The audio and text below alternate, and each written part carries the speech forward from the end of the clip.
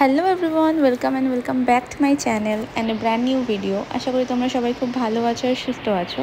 আজকের ভিডিওটা একটু অন্যরকমের। আজকে আমি একটা প্রোডাক্টের আনবক্সিং আর সেটার রিভিউ তোমাদের সাথে শেয়ার করব।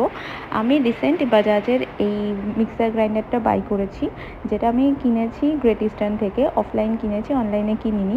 তো চলো দেখি এর ভেতর কী কী আছে। ফার্স্টেই খোলার পরে দেখলাম যে একটা ওয়ারেন্টি কার্ড আছে, দেন আছে এই কতগুলো বক্স আর তার সাথে মেন মেশিনটা। বক্সগুলোর মধ্যে একটার মধ্যে আছে 3টে জার আর একটার মধ্যে আছে 3টে ঢাকনা। একটা স্মল সাইজ, একটা মিডিয়াম আর একটা লার্জ। বাট মিডিয়াম আর লার্জের মধ্যে আমার সাইজের সেরকম কিছু ডিফারেন্স মনে হয়নি। লার্জটায় বেশিরভাগই আমরা লস্যি বা কোনো রকম জুস এই সমস্ত করার জন্য ইউজ করি, আর যদি মশলা বেশি করতে হয় তখন মিডিয়ামটা আমরা ইউজ করি। ছোটোটায় তো জানোই রেগুলার ইউজের জন্য খুবই ভালো। তো চলো এই প্রোডাক্টটার কিছু স্পেসিফিকেশান ডিটেলস তোমাদেরকে দিয়ে দিই।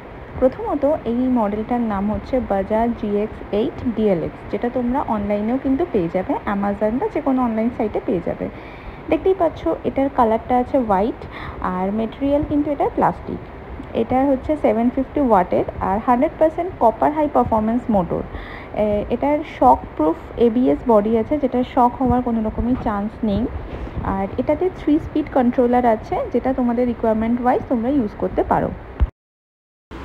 আমরা সবাই জানি মিক্সিতে তো আওয়াজ হয়, সেটা বোঝার জন্য তোমাদেরকে একবার মিক্সিটা চালিয়েও দেখে নিলাম। মিক্সিটাতে কিন্তু এরকমভাবে সাউন্ড হবে। আর ভিডিওটা ভালো লাগলে অবশ্যই লাইক, শেয়ার অ্যান্ড সাবস্ক্রাইব করে দিও। বাই।